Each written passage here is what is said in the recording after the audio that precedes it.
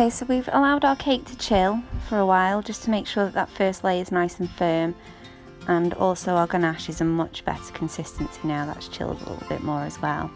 So I'm starting at the top. I'm just spreading on a nice reasonably thick layer. You don't want too much. And I like to work on the opposite side of the cake from myself. I just find it easier to control how I'm spreading. So I like to work around the top of the cake first, all the way around, and then start working at the bottom. And once I've got a really nice layer over the whole cake, I'm going to use my extra large Windsor Cake Studio side scraper. So again, just heating that up in some boiling water, same as I always do. I just find that boiling water ensures you get a really nice smooth finish. So I'm going to hold that nice and straight and just scrape any excess away from the cake.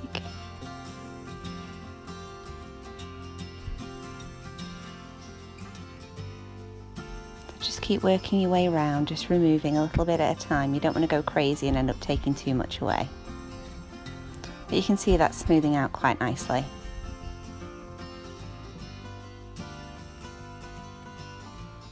There will be some areas that need a little bit more ganache to fill in, but on the whole that's pretty good. So I'm just going to run my scrape around, not to scrape away this time, just to smooth.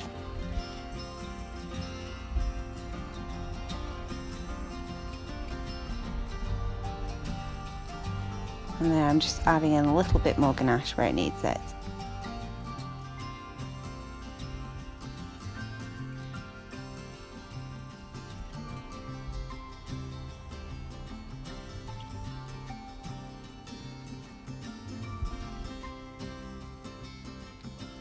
So I'm using my small Windsor scraper this time.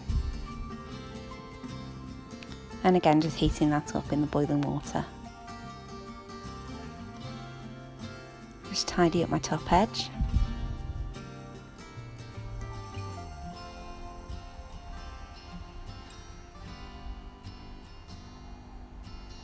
There we go, and just really working on making sure that our top is really nice and smooth.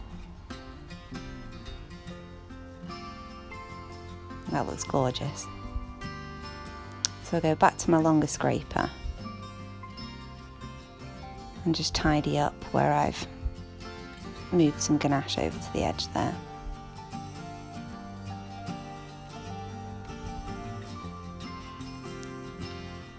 Looks pretty good.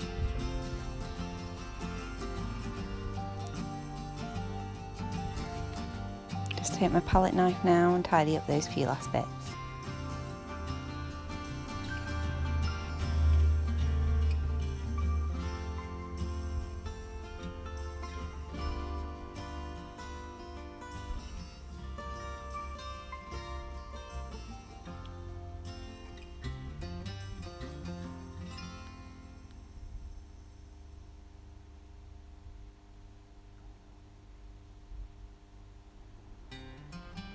Okay, so now I've made a ganache from white chocolate and cream again, but this time, because I'm using it for drips, I'm using a 1:1 ratio, so I had 100 grams of chocolate and 100 grams of cream.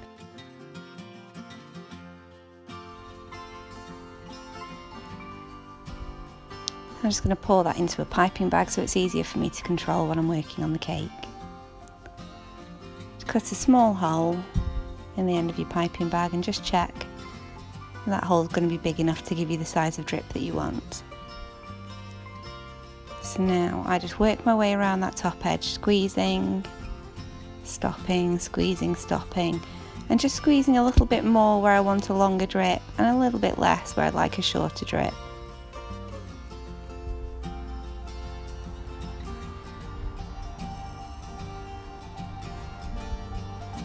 As you can see, it's much easier to control when you use a piping bag. So now I'm going to start work on my topper, and I'm just using some polystyrene numbers there, and I'm just inserting some cocktail sticks into the bottom so that they're easy to attach to my cake. I'm working on top of some parchment there, and I'm going to use the Spray Shine by Cake Star to just give a good liberal coating all over those numbers. Just making sure that that surface is really nice and sticky.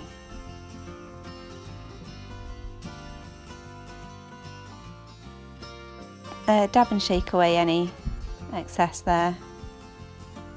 And then we're going to use some gold hologram disco dust from Rainbow Dust. Now it's worth noting that this is not an edible product, it's non-toxic and it's designed to be used for elements that will be removed from the cake before eating, which makes it perfect for using with these polystyrene numbers.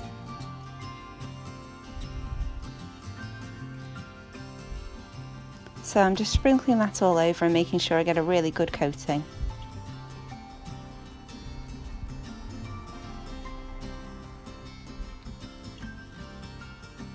Just check you've got no bald spots, and I've got plenty on that one, so I'm just going to carry on working my way all around that number till it's completely covered.